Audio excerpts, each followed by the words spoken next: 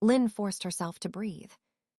Her hands shook as she folded the note again and slipped it into her pocket. The air felt heavier now, pressing against her chest. She turned toward the tent where my still slept. The child's small body curled around a stuffed rabbit. Lynn swallowed her fear and forced calm into her voice. "Sweetheart, wake up." My blinked, confused, her eyes wide with sleep. "Where, Grandpa?" she asked softly. "They had to leave early," Lynn lied. The lie tasted bitter. She zipped the tent shut and looked around again. No footprints except her own. No sound except the whisper of wind through trees. She grabbed her backpack and checked inside. 2 bottles of water, 3 protein bars, a lighter, and a compass. Then her fingers brushed something strange. A hidden seam near the bottom of the pack. She tore the fabric open with trembling hands. A folded piece of paper fell out. It was a map. Red ink traced a route deep into the forest. Away from any ranger stations. Away from every marked trail. Her pulse quickened. She recognized the handwriting instantly. It was Keen's, her brother. The one who had insisted on this family healing trip. She stared at the lines until her vision blurred. This wasn't an accident. It was planned. They didn't just leave. They wanted her lost. They wanted her gone. Memories rushed back like broken glass. Keen sitting beside her after the funeral, pretending to care. The papers he made her sign while she was too tired to read. "Just insurance forms," he had said. Then last month, the argument over the company. He wanted to buy in. She said no. Her father called her emotional, unreasonable, weak. Her mother said nothing at all. Now everything made sense. Every word. Every look. Every silence. They didn't want to help her. They wanted what was left of her husband's company. And they were willing to let her die for it. Lynn pressed a fist to her mouth to stop the scream. Her body shook, not from cold but from betrayal. Then she heard Mai's voice again. "Mom, what's wrong?" Lynn wiped her eyes quickly. "Nothing, honey. We just have to go now." She packed the few supplies they had and zipped the bag shut. Her reflection in the metal flask startled her. She looked like a stranger, pale, wild-eyed, determined. She grabbed the compass and checked the direction of the river. Water meant life. Water meant people. They would follow it downstream. She would not die here. She would not let them win. As she stepped into the open clearing, the forest loomed ahead. Endless, silent, and full of secrets. She tightened her grip on Mai's hand. "Come on, baby," she whispered. Her voice no longer shook. They walked toward the trees. Toward survival. Toward vengeance. The forest swallowed every sound. Each step crunched over damp leaves and broken twigs. Lynn's breath came fast and shallow. Mai walked beside her, clutching the rabbit tight. "Are we lost?" she asked quietly. Lynn forced a smile that didn't reach her eyes. "No, sweetheart, we're just finding our way." The sun climbed higher, burning through the mist. They stopped near a small stream to rest. Lynn filled one bottle with water, letting it settle before drinking. The taste was metallic, but better than nothing. Mai's stomach growled. They split one protein bar in half. It wasn't enough, but Lynn told her it was fine. "Dad would have brought snacks," Mai whispered. Lynn turned away before the tears came. Her husband's face flashed in her mind, calm, kind, gone too soon. He had always been the one who believed she could survive anything. Now she had to prove him right. By noon, the heat was unbearable. Flies circled their heads, and sweat stung Lynn's eyes. The forest seemed endless, trees stretching like walls of green. She followed the river downstream, trusting instinct over fear. At dusk, they found a flat patch of ground. Lynn gathered fallen branches and built a small fire. Mai curled beside her, exhaustion etched into her tiny frame. "Will they come back for us?" the girl asked softly. Lynn stared into the flames. "They won't," she said at last. "But we'll be okay." When Mai fell asleep, Lynn studied the stars through gaps in the canopy. She remembered her grandmother's lessons from childhood. Which trees gave healing bark? Which roots could ease hunger? Nature provides, her grandmother had said. Her parents had laughed at that. But tonight, it was the only truth left. The next morning, Mai woke coughing. Her forehead burned with fever. Panic twisted in Lynn's chest. She searched frantically around their camp. Then she saw it, a white-barked tree by the water. Her grandmother's voice echoed in her mind. Willow bark eases pain and fever. Lynn scraped thin strips from the trunk, hands trembling. She boiled them in a tin cup over the fire. When the water darkened, she lifted it to Mai's lips. "It's bitter," Mai murmured. "I know, honey. Drink anyway." Mai swallowed, wincing, then drifted into uneasy sleep. Lynn sat beside her all night, feeding the fire with twigs. She whispered stories about their life before the forest. About Dad, about laughter, about safety. When dawn came, the fever had broken. Mai opened her eyes, weak but smiling. "You did magic, Mom," she whispered. Lynn laughed through her tears. "No, baby, just love and luck." The sun rose over the trees, painting gold on their faces. Lynn looked at her daughter and felt strength return. They had survived another day. And she knew, deep down, she would never give up. The third morning began in silence. Mist clung to the trees, soft and cold against Lynn's skin. Mai stirred beside her, eyes clearer now. "Are we closer to home?" she asked. "Maybe," Lynn said, forcing hope into her tone. They followed the stream again, careful with each step. The air smelled of wet earth and pine. Birds called distantly, a sound that felt almost kind. Lynn studied the compass, remembering her husband's lessons. North for safety, south for danger. But they had only one direction, forward. Their last protein bar was gone. Hunger gnawed, like a whisper that never stopped. Still they moved. By midday, the forest opened into a clearing. Sunlight spilled across a patch of berries. Mai gasped with delight. "Are they safe to eat?" she asked. Lynn hesitated, recalling her grandmother's voice. "Dark purple, clustered tight, those are good." She tasted one, then nodded. They ate slowly, each berry a miracle. For the first time in days, Lynn let herself breathe. She watched her daughter's face light up with color again. It reminded her of life before the lies.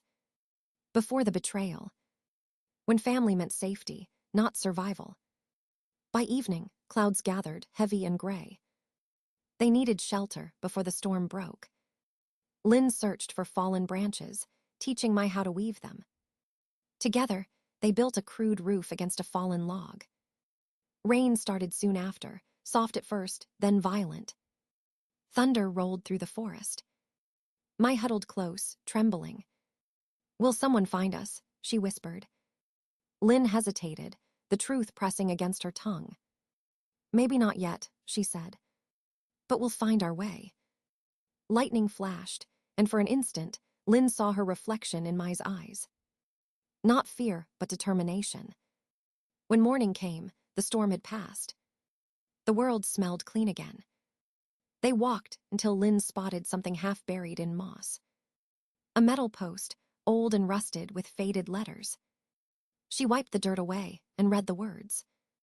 Ranger Trail, Northwest. Her knees almost gave out. Civilization was real again.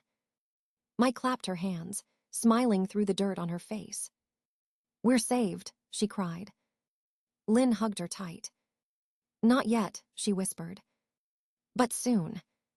They marked the spot in her notebook, sketching the path they'd taken. It felt like taking control of fate itself. That night, they found shelter under a broad oak tree. Lynn stared into the fire, tracing patterns in the flames. She thought about Keen, about the calm cruelty behind his smile. He believed she would die quietly. He didn't understand what loss had turned her into. Survival had burned away her fear. It had forged something sharper. As Mai drifted to sleep, Lynn whispered a promise. "We'll make it home," she said softly. "And when we do, they'll see what they created." The forest rustled in answer, like it was listening. And for the first time, Lynn wasn't afraid of the sound. The fourth night came cold and sleepless. Lynn kept the fire low, afraid of drawing attention. Her body ached, her lips cracked from thirst. Mai slept beside her, breathing shallow but steady. When dawn broke, the forest shimmered with fog. Lynn rose and studied the trees. A faint column of smoke rose far in the distance. Her heart leapt in her chest. "Mai, wake up," she whispered urgently. The girl blinked, confused. "Do you see that?" Lynn pointed beyond the trees. "Smoke, people maybe." Mai's tired eyes filled with hope. They packed quickly, leaving nothing behind. The journey toward the smoke was brutal. The terrain sloped steeply, rocks slick with moss. Twice, Lynn slipped, scraping her palms raw. Every breath burned her throat. Still, she pressed on. They climbed ridges, waded through cold streams. Each time Lynn stumbled, Mai offered her hand. "Dad would be proud," the child whispered. Lynn smiled through the pain. Yes, he would. By afternoon, the smoke grew thicker. It wasn't wildfire, too steady, too controlled. Her pulse quickened. But when they reached the clearing, her hope faltered. No people, no tents, only a weathered cabin. A ranger station, long abandoned. The door hung open, creaking in the wind. Inside smelled of dust and decay. A radio sat on a wooden desk, half covered in cobwebs. Lynn brushed it clean and checked the wires. Some were disconnected, others corroded. Her mind raced, remembering college days, old circuits. She scavenged the drawers, found batteries and wire scraps. Her fingers worked until they bled. Mai sat on the floor, watching silently. "Almost there," Lynn murmured. When the power light flickered green, she cried out. "Hello, this is Lynn Tran, stranded in Wamtu Forest." Static swallowed her voice. She tried again, her voice breaking. Nothing. The light went dark. Tears blurred her vision. She slammed her fist against the console. Mai stirred, frightened. Did it work? Lynn wiped her face. Not yet, Plan B. Outside, the sky burned orange with sunset. She dragged fallen branches into the open space. Together, they shaped them into a giant letter H. Her arms shook with exhaustion, but she refused to stop. "Wet leaves on the fire," Lynn said. "Smoke, not flame." Mai nodded and obeyed. Soon, thick gray smoke curled into the sky. They waited, staring upward until their necks ached. Hours passed. Then Mai pointed west, her voice trembling. "Mom, look." A black dot moved against the blue horizon. A helicopter. Lynn's heart pounded. It flew past them at first, not seeing. She grabbed her compass, polished metal glinting in the sun. Flashes of light cut through the air, 3 short, 3 long, 3 short. An SOS of hope. For a long second, nothing changed. Then the helicopter turned. It was coming toward them. Mai screamed with joy, her voice echoing through the valley. Lynn fell to her knees, shaking, laughing, crying all at once. They were seen. They were saved. And the forest finally answered with silence. The hospital lights felt too bright. Lynn blinked against the white glare above her bed. Her body was wrapped in bruises and bandages. Mai slept beside her, an IV dripping slowly. The sound of monitors was steady, almost comforting. Then the door opened. Her brother Keen stepped inside, followed by their parents. His face was a perfect mask of sorrow. "Lynn," he breathed, voice breaking on cue. "Thank God you're alive." Behind him, cameras clicked. Reporters lingered in the hallway, waiting for a miracle story.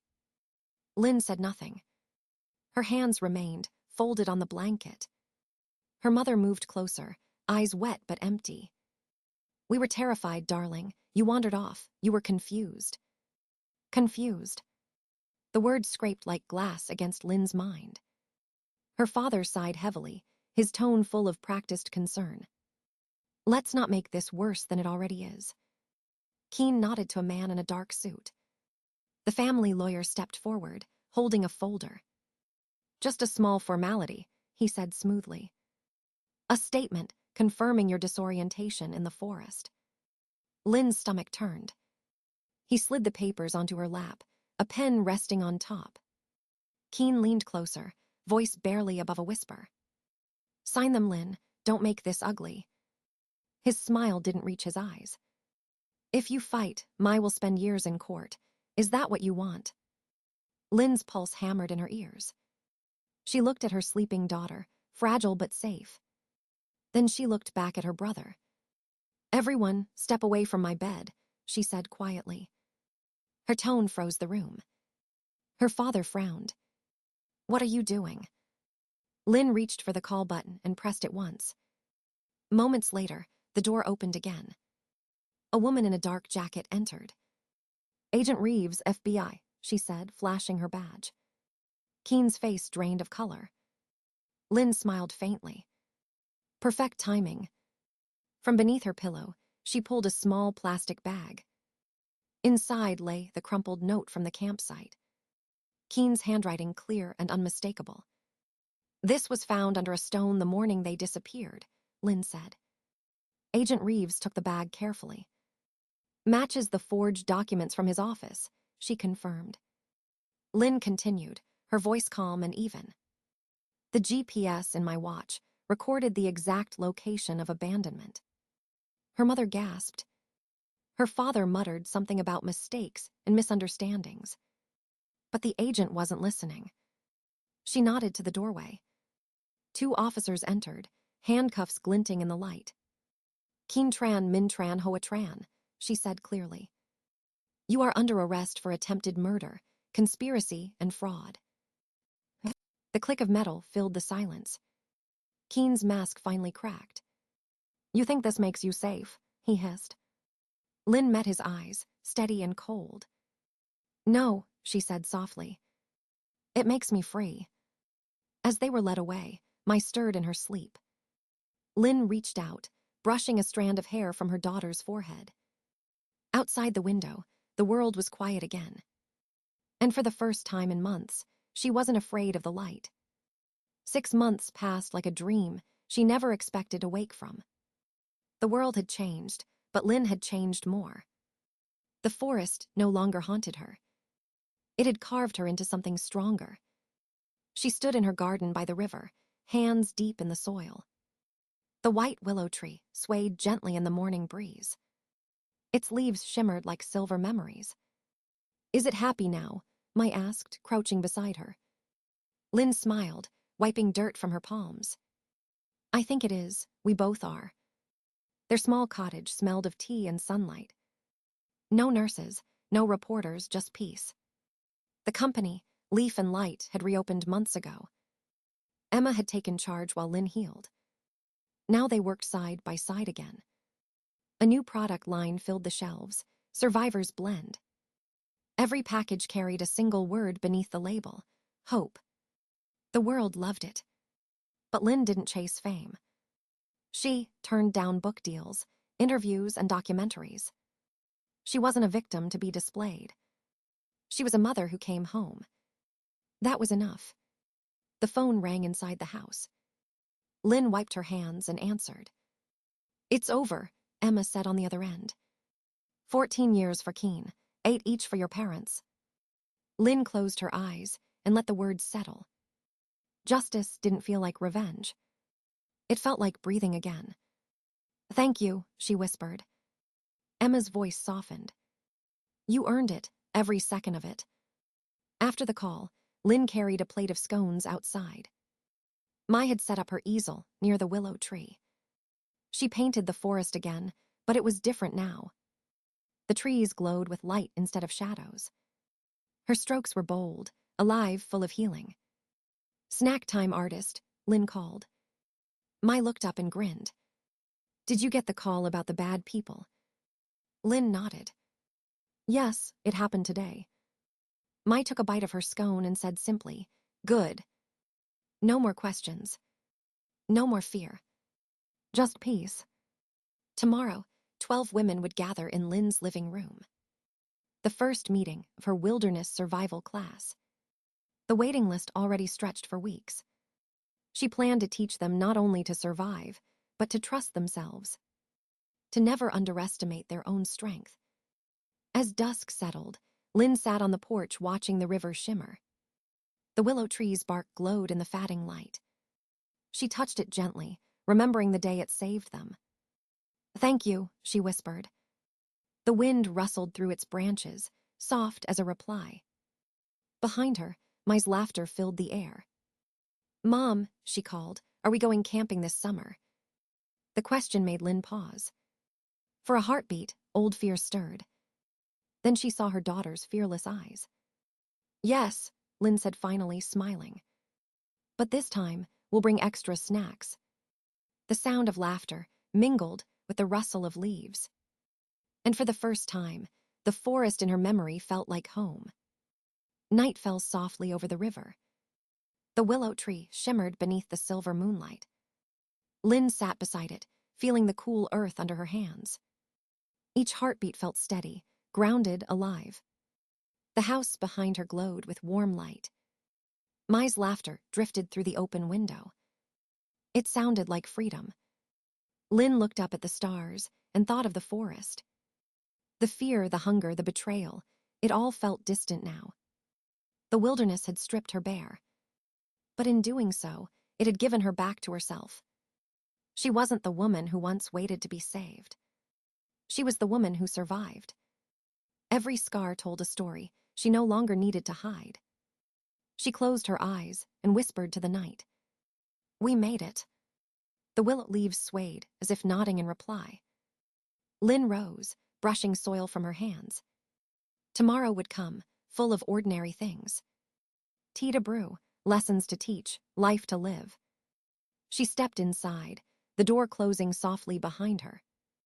Outside, the wind carried one last promise through the trees.